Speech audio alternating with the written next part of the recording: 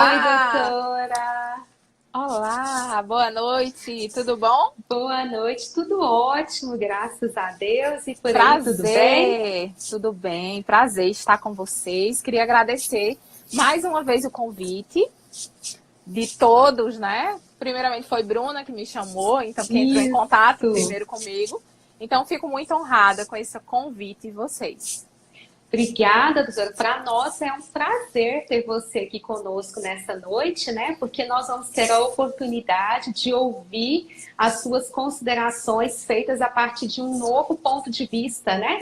Porque praticamente aqui todos somos advogados, nós estamos assim muito acostumados com a questão jurídica e agora a gente vai ter a oportunidade de discutir também a perícia médica, o benefício por incapacidade na visão de um perito, de um assistente técnico, de um fisioterapeuta, o que vai contribuir e muito para nós, não é verdade?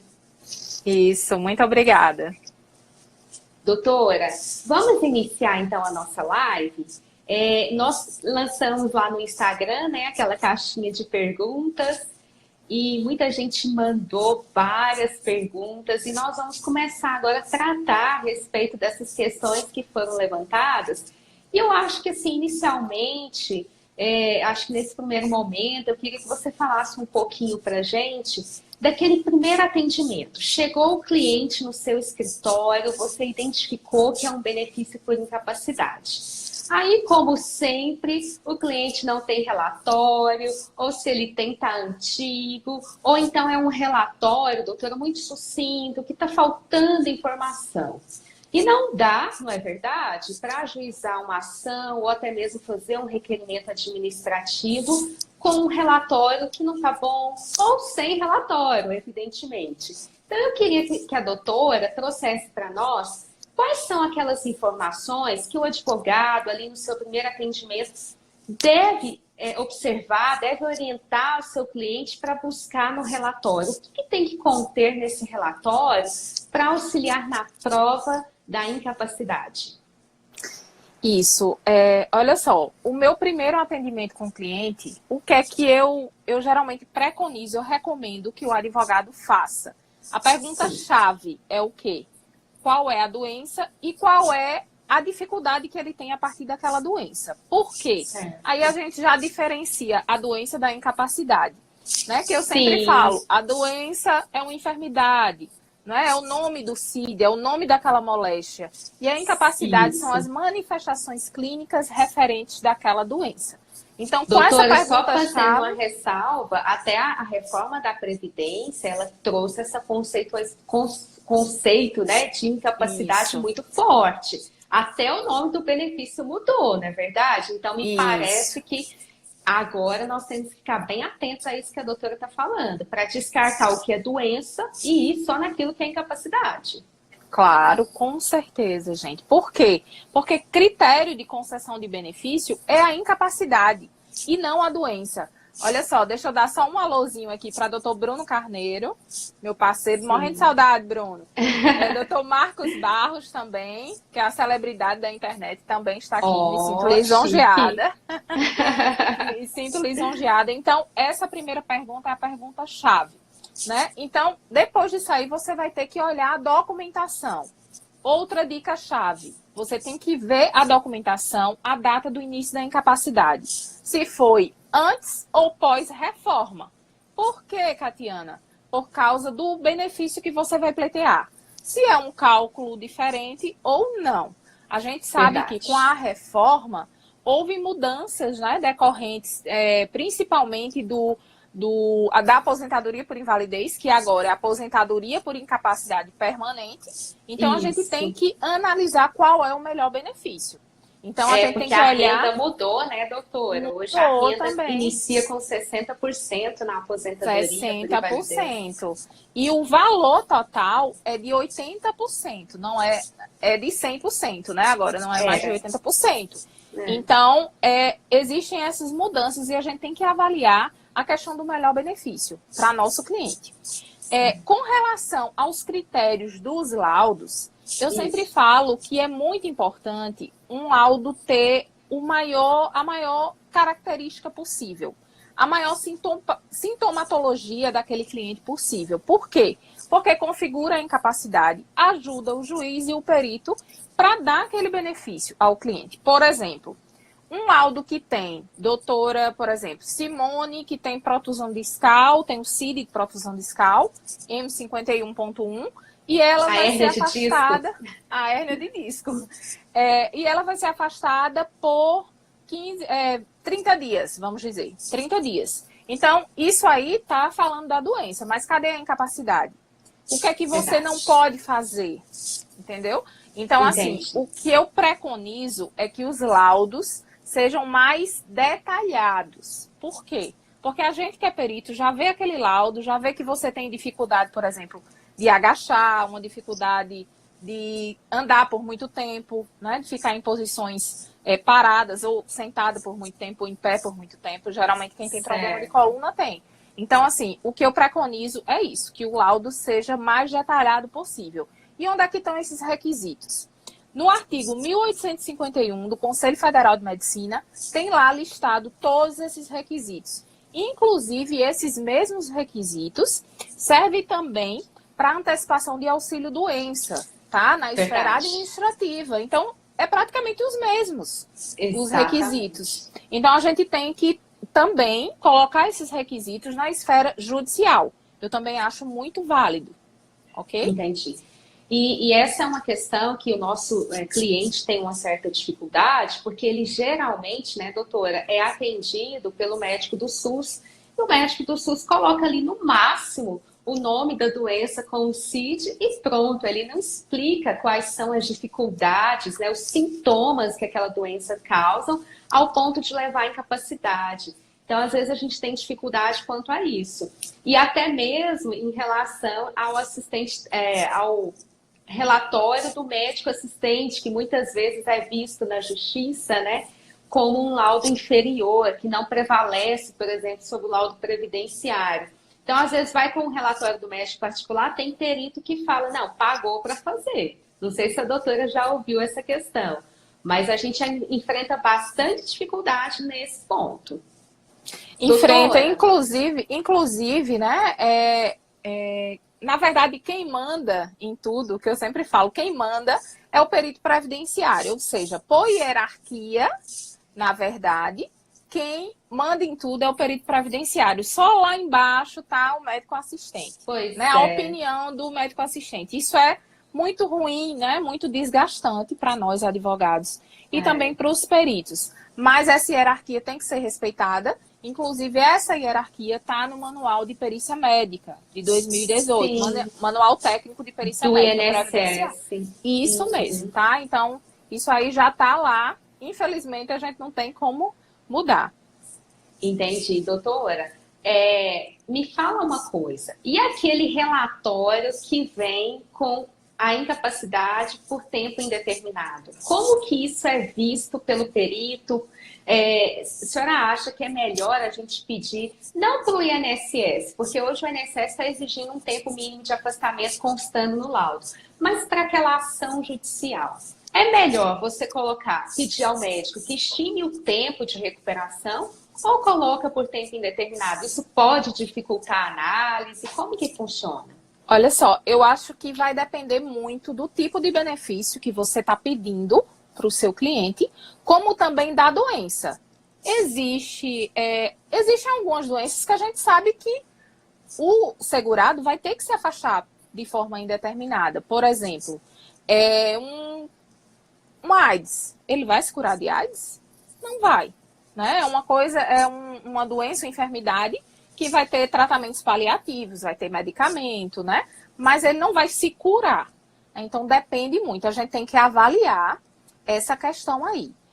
Em relação na esfera administrativa, não há o que se discutir, gente. A questão do tempo indeterminado é o maior motivo de indeferimentos dessa antecipação do auxílio-doença.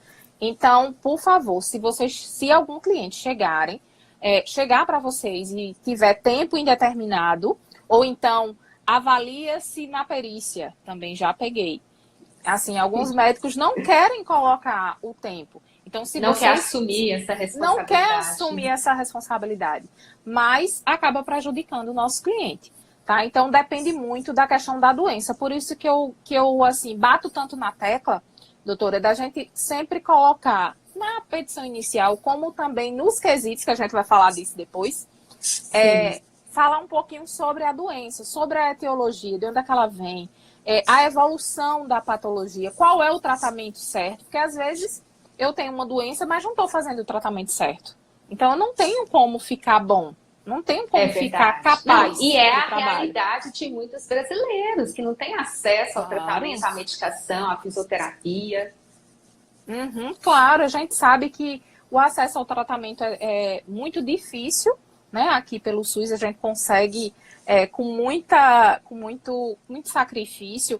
Inclusive, alguns tratamentos não são disponibilizados na rede SUS também. É bom frisar isso. Por exemplo, a imunoterapia, que é um tratamento contra câncer, não é disponibilizado na rede do SUS, só no particular. Entendi. Então, assim, isso tem um pouco de direito médico, mas, assim, é bom a gente saber disso, que, por exemplo, se a gente tem um segurado que podia estar melhorando com a imunoterapia e não pode fazer porque não tem plano de saúde. Porque não é disponibilizado na rede pública. Justamente. Entendi. É muito triste, né, doutora, essa realidade. Mas essa dica sua foi excelente, de explanar isso na própria petição inicial, né, indicar o início da doença, o tratamento adequado, indicar que ele não está sendo submetido a esse tratamento, então por isso é que ele está incapaz, porque talvez possa ser uma doença que, se tratada, evidentemente vai levar à plena recuperação, mas a questão é que ele não está recebendo a medicação ou o tratamento adequado. Muito boa essa dica, viu, doutora? Muito bacana. Doutora, uma outra questão. Essa aqui foi a dúvida mais recorrente, inclusive a Poliana Mello, que está sempre nos acompanhando aqui nas lives, eu não consegui ver se ela entrou, mas ela está sempre presente, ela fez uma pergunta relacionada a isso que nós vamos falar agora. O advogado, ele é advogado, né, doutora? Então, a gente tem muita dificuldade de entender que exame que eu preciso para provar determinada doença. Porque a gente sabe, inclusive aqui em Goiás é muito recorrente. Se você peticionar, ela acabou de falar que está aqui. Se você peticionar informando, sem juntar um exame, juntar só o relatório, o juiz manda emendar inicial e fala, olha, relatório não prova incapacidade, traz para mim o exame, caso contrário eu vou extinguir sua ação. Então, nós temos muita dificuldade, porque chega um cliente, a gente vê o CID, consegue identificar, por exemplo, é um problema ortopédico. Mas e aí, qual exame que eu vou pedir para ele? Ah, não, é um problema neurológico. Qual exame ele vai ter que apresentar? Se a doutora conseguir fazer aí para a gente um apanhado, principalmente dessas três aqui, ó, ortopedia, a tal da hérnia de disco, problemas com fraturas, acho que a hérnia de disco é a campeã, né? Tendinopatia, tem síndrome do túnel do carpo, acho que os advogados que estão escutando aqui estão assim já lembrando da nossa dificuldade. E também em relação à fibromialgia, ou doença abençoada para provar, viu? Doenças reumatológicas, doenças cardíacas. Se a doutora puder fazer uma pincelada aí, pelo menos um pouquinho de cada, acho que a gente vai agradecer muito. Tá, ok. Na verdade, eu fiz isso, né, no meu e-book, que você gostou gente, muito. Pode comprar, que é muito bom. E eu fiz, doutora, a partir de um erro de uma perita. Olha só, eu atendi uma segurada que era costureira, eu acompanhei ela na perícia e ela tinha uma tendinopatia de ombro. E a perita passou um raio-x para ela. Então eu disse, que não é o exame adequado, né? Não é o exame adequado. Mas ela foi fazer o raio-x, fez e não deu nada. Raio-x dentro dos parâmetros da normalidade, quando chegou o resultado. Então eu disse, olha, dona Cicraninha, vá lá na sua médica reumatologista e peça um ultrassom, tá? Que ela faz naquelas clínicas populares, né? Peça um ultrassom. Ok. E no ultrassom deu para ver a tendinopatia tranquilamente. Então, gente, primeira dica, tendinopatia né, ombro, partes moles, a gente tem que pedir exame de imagem. Não é só raio-x. Raio-x a gente vê o quê? Ossos. Por exemplo, fratura ou alguma artrose, uma fratura não consolidada, que a gente chama, né? Que é uma fratura que o osso junta de uma forma errada, vamos dizer. Entendi. Uma coisa mais fácil. Então, uma fratura mal consolidada, a gente dá para se ver no raio-x. Mas uma tendinopatia, algum distúrbio de partes moles, tá? De tecido, de músculo, a gente não consegue ver no raio-x. Cuidado com isso, tá? Em relação a doenças Doutora, cardíacas... mas seria a ressonância ou seria a ultrassom? Ultrassom. Pode ser ressonância também, tá? Muito Só que o caro, ultrassom né, é mais barato. Isso.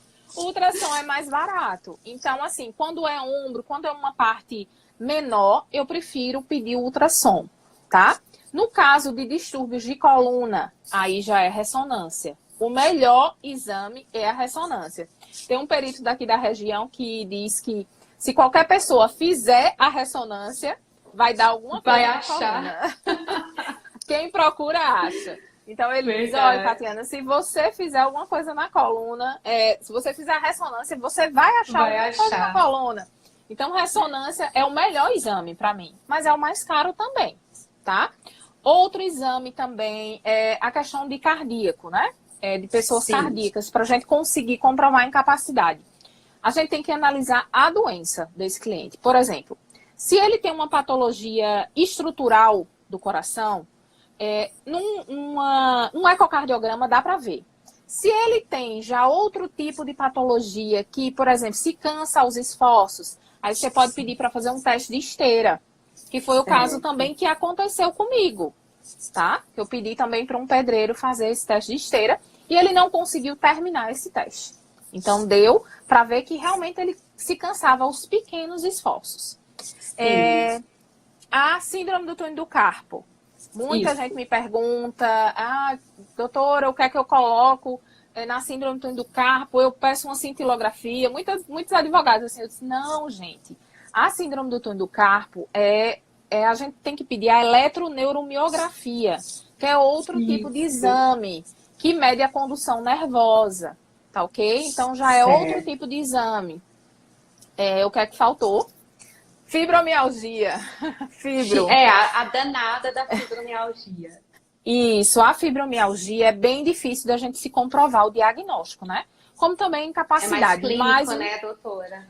Tem um diagnóstico mais clínico, porque assim, a fibromialgia são 18 pontos dolorosos no corpo e às vezes a pessoa tem uma tendência a distúrbios psiquiátricos também. Mas existe um novo exame, tem muito.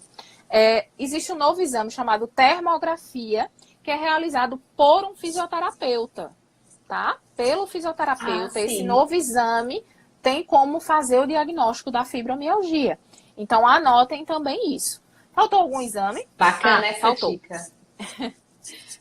E faltou um exame também, que muita gente tem comprimento de membro diferente. Por exemplo, você sofre uma fratura, faz uma cirurgia e fica com um fêmur um maior do que o outro. Então, para medir esse fêmur, que geralmente acontece muito em acidente de trânsito, quando a gente vai pedir auxílio acidente, não é isso? DPVAT. Você pode...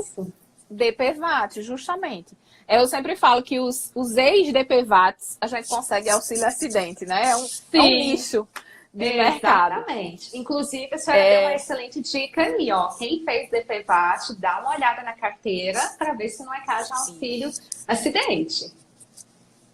Isso, também, esse exame faz também a medição do comprimento de membro, tá? Que é chamado escanometria, esse tipo de exame. Então, comprime, vê assim, a diferença, por exemplo. O fêmur está menor 2 centímetros, 2,5 centímetros. Então, dá para ver isso aí, dá para ver provavelmente a incapacidade. Se você tem uma diferença de membro, você já fica com a coluna, né, comprometida e etc. Com o andar, com a marcha também. Tá? Então, entendi, acho que foi um apanhado. Faltou só reumatológica, que existem algumas, por exemplo, lúpus, né, reumatológico.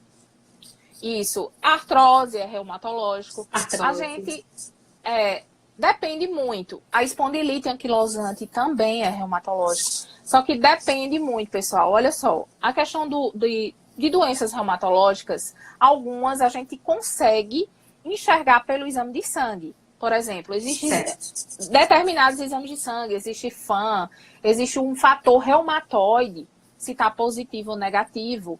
Mas também existem outras características. O lúpus, por exemplo, são 11 características, tá? A pessoa não consegue sair ao sol, que a pele mancha. Então, assim, tem diversas... Isso, tem muitos casos que não é concedido. Eu tive uma, doutora Camila, que é minha colega também. Doutora Camila, eu tive um lúpus grave, um caso de uma cliente de um lúpus grave, que ela fez até quimioterapia. Olha só. Nossa. Muito grave, muito grave. E foi concedido o auxílio doença, né? O auxílio incapacidade temporária. Certo. Doutora, agora eu vou falar com a doutora da questão mais complicada, no meu ponto de vista, em relação à prova da incapacidade. É pior que a tal da hérnia de disco e a fibromialgia. São as doenças psíquicas. Olha que complicação. Por quê? Não tem exame clínico, exame para diagnosticar. Que comprove, né? Só exame clínico, né? Ali no momento do atendimento, provavelmente o médico faz algumas perguntas. E o advogado fica realmente sem saber o que ele leva para o processo para fazer essa prova, as receitas, prontuários. Como que eu descrevo ali os sintomas dessa doença? Por exemplo, até a doutora Maitê, que é a idealizadora desse projeto, né? A doutora Maitê, ela comentou de um caso em que ela conseguiu ter um resultado positivo, não sei se foi ela ou se foi algum colega, porque ela fez um quesito indicando justamente, perguntando o seguinte: olha, tudo bem, e se ela tiver um surto psicótico aonde ela trabalha?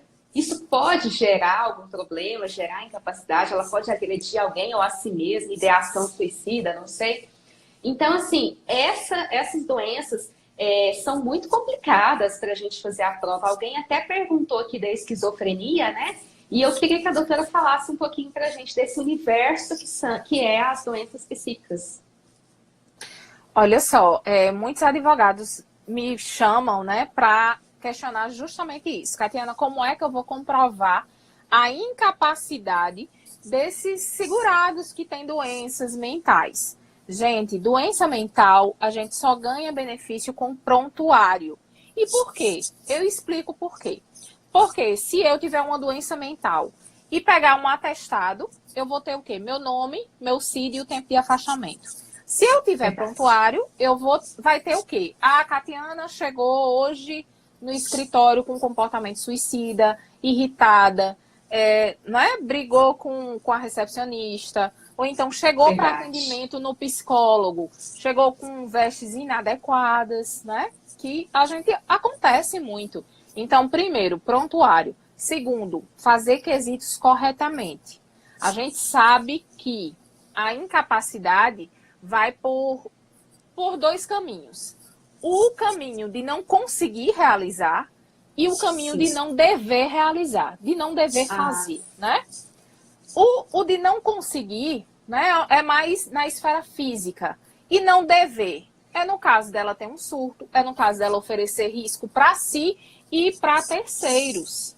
Então, isso aí a gente tem que colocar nos quesitos, como até você falou, que Maite falou. Como doutora, inclusive essa questão da incapacidade pelo fato de gerar risco para si ou para terceiros está no manual de perícias técnicas do INSS.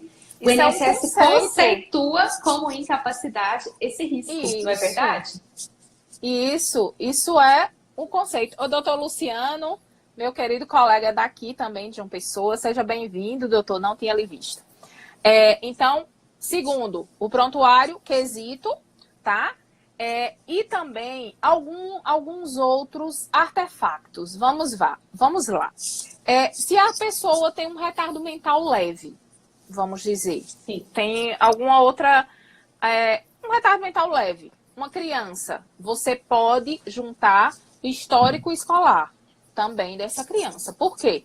Vai comprovar que a criança não está acompanhando normalmente. Se a pessoa é um adulto que briga muito, que já fez, já tentou suicídio, já brigou com o vizinho, já esfaqueou alguém, então vai ter BO dessa pessoa. Sim. Você pode também juntar o BO. Então, tudo verdade. é prova, gente. A gente tem que vasculhar, que a gente consegue comprovar. Por quê? Porque a gente sabe que em distúrbio mental, doutora Simone, o seu cliente pode estar bem no dia da perícia, né? Ele está tomando medicamento, ele pode estar bem. Então, o ideal também é um laudo que descreva isso. Que ele tem períodos de remissão, outros períodos de surtos. Então, o ideal também é que esse laudo descreva. E, por fim, a questão do medicamento. Qual é o medicamento que ele toma? Se aquele medicamento, por si só, incapacita. Então, você pode questionar, fazer quesitos de acordo com o medicamento, fazer quesitos de acordo com os efeitos, né, dos medicamentos. Sim, e correlacionando também a atividade laboral desse cliente. Entendi. Doutora, acho que foi a Camila que perguntou aqui para nós se esses prontuários existem também no médico particular ou é só no SUS. Eu imagino que sim, porque eu já acompanhei clientes em consultas e o médico pega um papelzinho e vai anotando ali como que foi, o que você fez, o que aconteceu, não é verdade? Isso. Olha, prontuário tem em todo lugar. No SUS, tem também em clínicas particulares, tá? Se você faz algum tipo de tratamento psicológico também, eles são obrigados a fazer esse prontuário, então pode pedir para tirar xerox e colocar no processo, que é o que ganha benefício por incapacidade para segurado com doença mental. Entendi. Doutora, e uma questão aqui que me surgiu, acho que alguém comentou, a CIF também poderia ajudar aqui na questão da doença psíquica, né? Porque ela vai dizer ali as barreiras que ela tem de interação com o meio social, de transporte, não é verdade? Acho que isso também auxilia, porque eu tinha um cliente que tinha esquizofrenia e ele trabalhava como desossador num frigorífico. Se esse rapaz tem um surto, ele mata, porque ele tá com a faca na mão. E ele também tinha muito problema de pegar ônibus, ele ficava muito agitado. Então, assim, a CIF dessa esquizofrenia vai trazer ali, talvez, as dificuldades que ele tem de interação, não é verdade? Isso. A CIF é a Classificação Internacional de Funcionalidade, né? Para quem não sabe ainda, tem a ver também com a questão biopsicossocial. Né? Isso a gente tem que analisar também os critérios de idade, de território. Então, assim, a CIF, eu costumo pedir nos quesitos para o perito fazer aquela perícia com base na CIF. Né? Muitos advogados não têm conhecimento acerca de fazer a CIF daquele cliente, né? Fazer um resultado. Geralmente quem faz é o assistente. Então, geralmente eu peço para o advogado pedir que a perícia seja realizada de acordo com a CIF e também analisando os fatores biopsicossociais, que ajudam e muito em perícia de segurado mental. Doutora, e a senhora está falando aí que a senhora atua, né, como assistente técnico, pede a CIF, e eu estou pensando aqui o tanto que é importante a atuação do assistente. Infelizmente, nossos clientes muitas vezes não têm condições de pagar. Inclusive, tem um doutrinador, o Alan, ele trata no livro dele a respeito da necessidade de que o assistente técnico fosse concedido de forma dentro da assistência gratuita, né, ao segurado, porque a gente perde e muito como advogados, porque a gente não consegue, às vezes, quesitar eficientemente, impugnar laudos, e o cliente não consegue pagar. Se a gente pudesse contar com o seu serviço, né, com assistente técnico, em todas as nossas ações, eu acho que o número de êxito aumentaria, não é verdade? Porque é muito importante. Inclusive, é o que eu observo nos escritórios que eu presto serviço. Geralmente, o número de benefícios concedidos aumenta muito. E também na questão trabalhista, né? Que eu também atuo na trabalhista. Sim. A questão do dano, né? Dano moral por acidente de trabalho típico. Sim. Ou doença ocupacional, que é bem complicado o cliente ir para uma perícia dessa, bem mais complexa, sem nenhum assistente, sem nenhum suporte. É verdade. Doutora, agora eu queria também fazer uma pergunta ainda dentro daquela questão de exames. Existem alguns exames clínicos, né? Que o perito faz, por exemplo, uma doença ortopédica, ele pede, a gente não sabe o nome, mas ele pede ao cliente, levanta o braço, abaixa, aquilo ali não é por si só, é um exame que ele está fazendo. O que acontece? Muitas vezes o perito não faz o exame adequado para o exame clínico adequado para investigar a existência daquela incapacidade. A senhora consegue dar uma dica aí para a gente, pelo menos de um exame ortopédico que a gente poderia pedir na questão da síndrome do túnel do carpo, essas questões que é possível fazer o exame clínico dentro da perícia, que a gente poderia evitar, por exemplo, com base no exame tal, é possível identificar a incapacidade? Olha só, eu não tenho como, eu posso dar alguma dica geral, né? Porque são muitos testes ortopédicos. Então é o seguinte, o que é que o advogado tem que colocar na cabeça? Que o perito vai fazer teste de acordo com a patologia que ele colocou na inicial. Por exemplo, você tem uma síndrome do túnel do carpo. Então, chega para mim e eu vou fazer provavelmente, eu vou fazer o teste de Fallen, que é aquele que você fica 1 minuto, assim, ou assim, para ver se você sente dormência ou dor, tá? Mas aí ele pode fazer inúmeros outros testes, certo? Esse é o mais comum, vamos dizer. Se você tem uma protusão discal, geralmente o perito faz o teste de Laseg, que é um teste que se deita na maca e levanta a perna até um determinado grau para ver se aquele segurado sente dor ou não, tá? Se ele levantar só um pouquinho e sentir dor, já pode ser simulação. Então, assim, é muito complicado.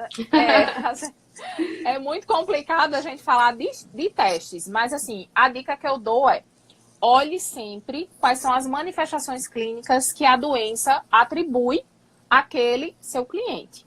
Você olhando as manifestações clínicas, você pode até conseguir ver alguns testes, porque são muitos, mas não tem como instruir, né, o cliente relativo a teste, porque às vezes fica até complicado. Às vezes você diz uma coisa, o cliente faz outra totalmente diferente. E o perito faz outra e ele entende errado.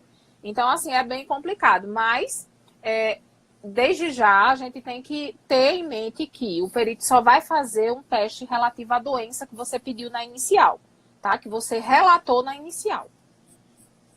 Então, já deu para entender, né, pessoal? A inicial aqui, dentro do benefício por incapacidade, tem que ser completíssima. É necessário indicar sintomas, tratamentos, CID, indicar exames, enfim. E a aquisitação tem que ser sensacional. Doutora, em relação ao exame ainda, quanto tempo vale um exame? Porque tem cliente que chega no seu escritório com um exame de 3 anos, de 2 anos, e aí tem que refazer, 6 meses ainda tá bom? Como que funciona? Porque o cliente muitas vezes está pelo SUS, não tem dinheiro para pagar exame novo. Olha só, pela literatura médica, exames de imagem, por exemplo, ressonância, você pode fazer de ano em ano, tá? Uma vez no ano. Ele dura mais ou menos 1 ano. Laudos e atestados, 6 meses. Mas, levando em consideração que no meu entender, eu acho que quanto mais recente o laudo, melhor. Então, se aquele cliente vai para a perícia próxima semana, ele ir para a clínica essa semana, é perfeito. Para pegar o laudo do médico assistente. É perfeito. Mas os laudos e atestados duram geralmente uns 6 meses. Tá? Exames de imagem já dura mais. Até porque existem exames mais invasivos, né? Que não tem como a gente fazer, por exemplo, 2 ressonâncias por ano. É muito ruim, muito degradante para o segurado. Entendi. Doutora, uma outra questão. Chegou o dia da perícia. O cliente tem aquele tanto de documento, exames antigos, exames novos, relatórios antigos, relatórios novos. Claro que o advogado vai dar uma olhada ali para ver se não está levando alguma coisa que possa, talvez, levar à sensação de uma doença pré-existente. Nós vamos selecionar. Mas a doutora entende que quanto mais relatórios, melhor. É importante fazer aquela cronologia da doença para indicar quando ela surgiu, quando ela foi agravando, o estado atual. O que é melhor? Leva tudo? Leva só os recentes? Olha só, na perícia eu costumo fazer a triagem, antes da perícia, né? Fazer a triagem, colocar em ordem cronológica. Por quê? Por causa da reforma da Previdência, como eu já falei, e também para fixação da data do início da incapacidade. A gente tem que ter cuidado com isso. Muitos peritos, eles não fixam a data do início da incapacidade e essa DI, que a gente chama, né, é fixada na perícia, no dia do laudo que ele coloca no laudo pericial. Então, isso é muito comprometedor, muito ruim para o advogado também, por causa dos atrasados. E a gente vai ter que fazer uma manifestação e fazer quesitos complementares. Então, nessa questão de documentos, a gente tem que fixar o quê? Olhar a data do início da incapacidade, olhar primeiramente, claro, se ele tem qualidade de segurado e se comporta esse lapso temporal. Por exemplo, se eu adquiri minha qualidade de segurado em 2015 e eu tenho exame em 2010, eu vou descartar esses exames de 2010. Vou ficar de 2015 em diante. Então, o advogado tem que prestar atenção nisso também. Às vezes junta tudo e leva para a perícia. Mas os peritos olham tudo. Olham até data de validade de caixinha de medicamentos, gente. Isso eu falo porque já aconteceu comigo. Então, já aconteceu comigo. Então, a gente tem que fazer essa triagem, tá ok? A nossa maior dificuldade aqui, pelo menos em Goiás, doutora, é essa aí que a senhora levantou. O perito sempre fixa a data do início da incapacidade dentro da sala da perícia. É como se naquele momento o cliente foi incapacitado. Então é muito complicado, geralmente tem que se impugnar o laudo para provar que essa incapacidade surgiu no momento anterior, na DER, não é verdade? Porque muitas vezes nós temos ali benefícios sendo concedidos com o início da incapacidade no dia da perícia médica. É até uma coincidência, né? Isso. Doutora. E doutora Maitê questionou se podia fazer quesitos a respeito eu ia falar isso. A respeito dos testes ortopédicos. Pode sim. Inclusive, é um quesito que eu sempre faço. Quais foram os testes e quais foram os resultados, né, realizados na perícia para chegar a tal conclusão. Isso aí você pode colocar de quesito inicial, porque o perito vai ter que descrever qual foi o teste que ele fez lá na perícia. Então, isso é uma pergunta-chave. Isso. Até porque se ele não fez o teste, que é o que faz o diagnóstico daquela incapacidade, a perícia tem que ser complementada, tem que ser refeita.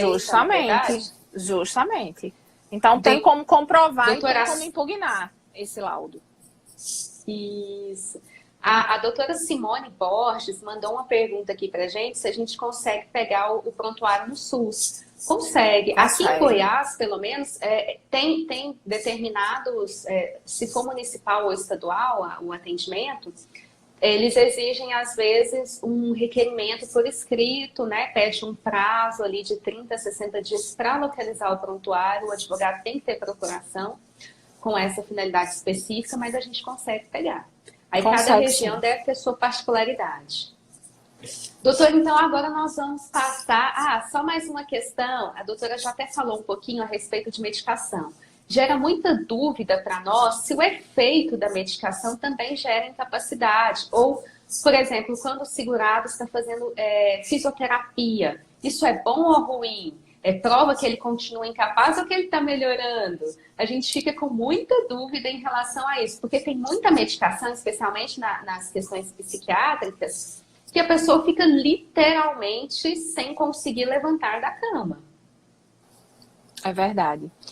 Gera muita dúvida também, doutora Simone, essa questão, e eu vou sanar agora todas as dúvidas em relação a isso. Se você vai para uma perícia e o perito pergunta: Simone, você tem muita dor na coluna, tenho muita dor porque eu tenho hérnia de disco, mas você faz fisioterapia? Mas você não.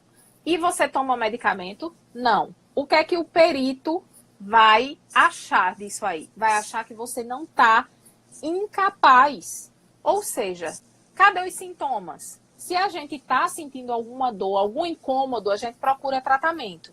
Nem que vá para uma fila de 4 horas da manhã pegar um dipirona só para uma dor, né? Eu falo devido à região aqui, que é assim, um postinho de saúde, a gente vai procurar tratamento. Se a gente sente algum incômodo, vai procurar tratamento. Então, se você não faz nenhum tratamento e relata isso para o perito acha que você está maravilhosamente bem, vai dar apto no seu laudo e o benefício vai ser indeferido. Então, o melhor é estar sempre tomando medicamento e sempre realizando algum outro tratamento, fisioterapia, acupuntura, existem diversos, né? Dependendo da patologia. Psicólogos também, depende muito da patologia.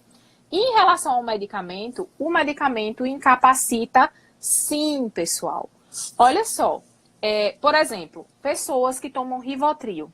Rivotril dá, você se sente tonta, sonolento. E lá na bula do Rivotril, tem falando que pessoas que não podem dirigir fazendo uso desse medicamento. Então, se o segurado é motorista de ônibus, motorista de caminhão, como é que ele vai tomar um Rivotril? Né? Então, só a bula você poderia até ganhar um benefício. Só com um quesito, colocando ali o printzinho da bula, porque eu adoro print, adoro print. Ajuda, né, doutora? Ajuda muito, muito. Então, a gente tem que desenhar, como eu sempre falo. É verdade.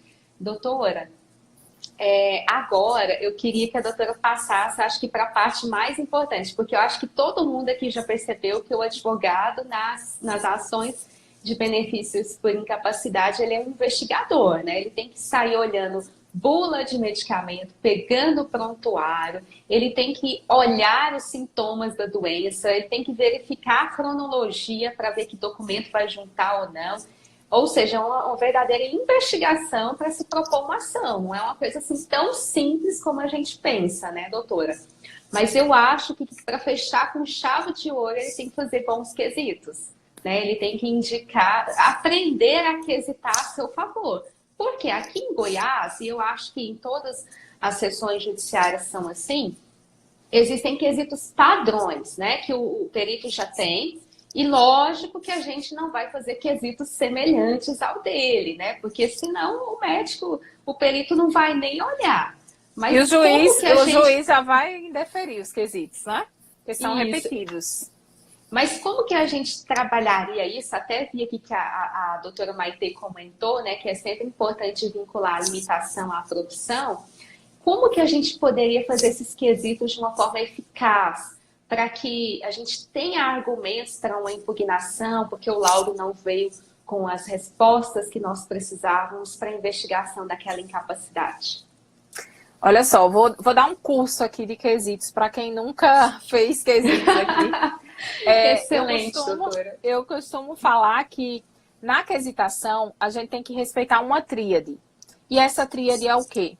Atividade laboral, doença e benefício pleiteado. Na atividade laboral, como é que eu posso fazer esses quesitos? Com a descrição da atividade que seu cliente realiza. Por exemplo, às vezes ele tem um nome de porteiro na carteira de trabalho, mas não exerce a função de porteiro. Exerce a função de faz tudo, faxineiro, né? Então, a gente sabe disso. Então, isso tem que estar nos seus quesitos, gente. A gente tem que humanizar o processo. A tríade... Primeiro, né, já foi a atividade laboral. Descreve e questiona ao perito como é essa atividade laboral. Segundo, doutora, pode até juntar o PPP, né? Se você tiver para indicar a propsiografia. Lá tem a descrição. Né? Isso, lá tem a descrição direitinho do que ele faz realmente, né? Não só ficar preso à foto de carteira de trabalho. Segundo ponto, critério de benefício, gente. A gente, às vezes, esquece que os médicos não estão atrelados ao direito, estão atrelados à condição de saúde. Alguns médicos não sabem que, por exemplo, o seu segurado que está pedindo um auxílio-acidente, ele pode trabalhar. Então, a gente tem que questionar isso aí. Tem que questionar o tipo da incapacidade. Se é parcial, tá? Como é? Você pode fazer quesitos a respeito desses critérios de benefício. Tá? Auxílio-acidente, artigo 86 da Lei 8.213. Coloca lá os critérios e pode fazer quesitos. Aí já sai mais uns 5 quesitos, tá? É verdade. E o terceiro ponto da tríade é justamente a doença. Como eu falei a você, eu sempre falo, né, que essas ações de benefício por incapacidade é um caminho para a gente ganhar. Então, a gente tem que falar da doença tanto na inicial quanto nos quesitos. Por quê? Nos quesitos, você já sabe qual é o tratamento que seu cliente está fazendo. Você pode questionar tratamento. Você pode questionar a duração do tratamento. Você pode questionar se ele precisa de cirurgia, o medicamento que ele toma. Então, assim, dessa último ponto da tríade, pode abranger, acho que mais de 10 quesitos ou mais, tá? Lembrando que número de quesitos não se ganha benefício. Não precisa fazer 30 a 50 quesitos, porque aí o juiz vai ficar com muita raiva e o perito também. Não, a gente só precisa fazer uma quesitação eficaz. Tá ok? É verdade. Então, essa aí são os conceitos básicos. E os conceitos avançados de quesitos, como é que você pode fazer? Você pode também, que eu sempre peço, que o advogado coloque prints, como eu já falei, de conclusões importantes. Por exemplo, se você tem uma ressonância que tem a conclusão que você tem 3 protusões discais, então coloca aquela conclusão lá e questiona ao perito qual é o tratamento, se o tratamento está certo, se aquilo ali tem cura, se é corrigível com cirurgia, entendeu? Então, os prints são os maiores amigos do advogado. É verdade, okay? Doutora. Facilita a compreensão, né? Porque aí o perito, o juiz não tem que abrir o documento para olhar. Ele já está vendo numa mesma tela o quesito, o exame, não é verdade? Facilita bastante. Justamente. E, por último, uma dica de ouro também. Colocar, gente, sempre o print também do exame da data do início da incapacidade. Você pode colocar tanto na inicial, logo, como também nos quesitos. E questionar se aquele segurado está incapaz desde aquela data, de acordo com o atestado, tal.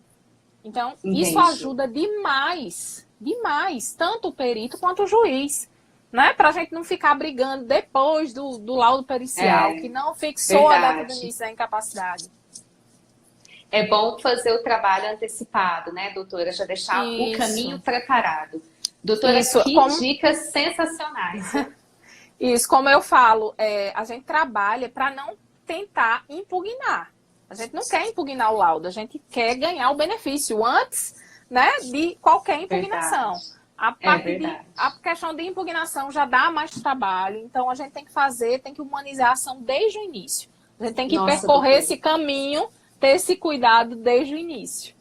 Bacana. Doutora, nossa live já está quase acabando, mas eu queria que a doutora falasse... Rápido. Pois é, só uma hora, né, doutora? Tão pouco.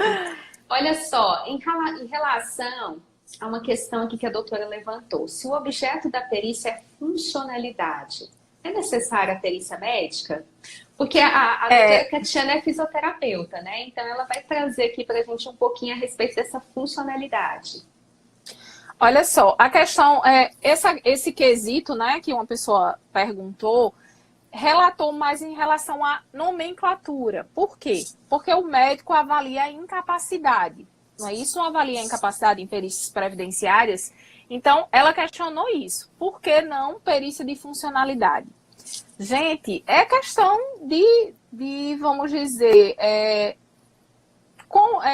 vamos dizer, não sei como dizer, mas, não sei como falar, mas assim, na área previdenciária só tem peritos médicos, tem assistentes técnicos, fisioterapeutas. Na área trabalhista, o que é que acontece? O fisioterapeuta já pode ser perito, como também assistente. Inclusive, aqui na região, na minha região, na Paraíba, é uma súmula 19 do TRT.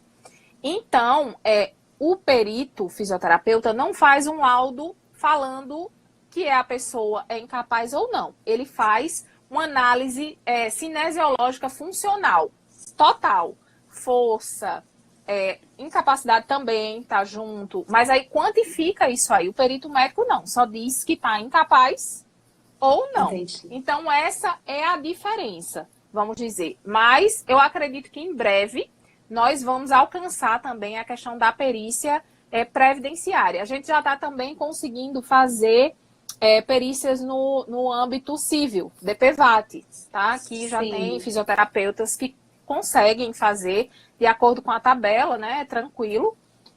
já fazem esse trabalho muito bem aqui na Paraíba. Então, isso aí é um nicho também, né, para o fisioterapeuta, tanto atuar Sim. junto com o advogado, como também ao lado do juiz. É verdade. Não, e tem tudo a ver, né, no DPVAT, essa avaliação do fisioterapeuta. Claro. Doutora, eu vou fazer aqui uma última pergunta. Foi a Carla Patrícia que mandou para a gente. Ela disse que agora o INSS está contestando as ações, falando que as perícias não presenciais não são válidas, porque o CRM não autorizou. Aqui em Goiás não está acontecendo perícia não presencial, só na modalidade de oncologia. E aí, realmente o Conselho de Medicina não autorizou, né, doutora? Não, o Conselho de Medicina já tinha colocado essa nota técnica número 3 antes do Conselho Nacional de Justiça emitir aquela 317. Lembra que falou da teleperícia. Isso. Então, entrou num embate muito grande relativo a isso. Em relação à ameaça a médicos, que se o médico realizasse a teleperícia, ele ia sofrer sanção disciplinar, infração ética. Sim. Então, eu acho que os médicos ficaram com receio, mas em outros estados está acontecendo teleperícia, como também a prova técnica simplificada. Isso, tá? que é diferente, né? Isso, que é diferente, que é mais ou menos como a questão do INSS, né? A questão administrativa do INSS, que é a questão de anexar o laudo. Análise do documento para uma antecipação e depois uma perícia para conversão do benefício. Isso que seria mesmo. A perícia técnica. Doutora, nós estamos agora assim nos últimos minutos e eu queria que a doutora deixasse suas considerações finais para a gente. Nós que estamos aqui sofrendo com perícias médicas, você que tem todo esse conhecimento, né, porque atua como perito, como assistente, é advogada, o que a senhora tem para deixar para a gente aqui que atuamos dentro do benefício por incapacidade de consolo para essas ações tão complexas? Olha só, sempre a recomendação que eu dou é sempre humanizar o processo, ou seja, diferenciar. Né? Tem advogado que faz aquelas petições, copiou, colou, só muda a doença, os quesitos iguais. Então, isso não ganha benefício, pessoal.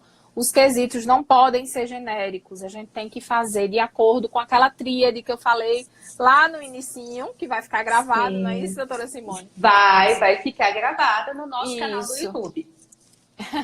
Por favor, 1 hora foi pouco. E queria agradecer também, tá? A vocês todas, a doutora Maitê, a doutora Bruna, a você pelo carinho comigo, por ter gostado também do material. Gostei bastante, doutora. Indico. Lembrar que me sigam nas redes sociais, quem ainda não me segue, @2vezes_doutora, tá? E estou sempre postando vídeos relativos às doenças. Eu vou até lançar agora alguns vídeos de casos concretos. Porque, assim, tem tanto advogado me perguntando, caso a caso, em relação às patologias, que eu vou lançar a partir de agora. Tá? Então, me acompanhem, gente.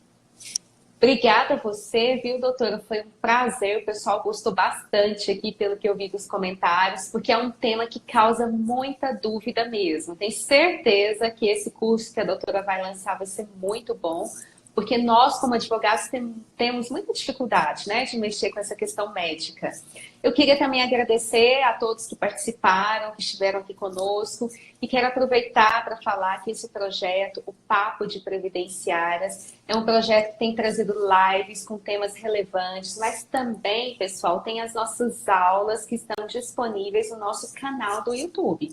As lives que estamos fazendo estão sendo disponibilizadas lá. Então, se você perdeu, se você não conseguiu assistir, se você assistiu só um pouquinho, corre lá depois no nosso canal, se inscreva para assistir as nossas aulas, baixar os nossos e-books e também comentar para falar se vocês estão gostando ou não do nosso projeto.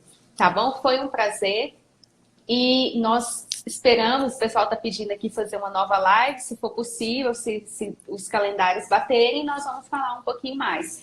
E mais uma coisa que eu já ia me esquecendo. Gente, O e-book da doutora Catiana é maravilhoso. Você que quer desvendar os mistérios aí dos benefícios por incapacidade deve adquiri-lo, viu? Preço super acessível e material completo. Obrigada, Obrigada. doutora. Até logo. Tchau. Até. Tchau, tchau.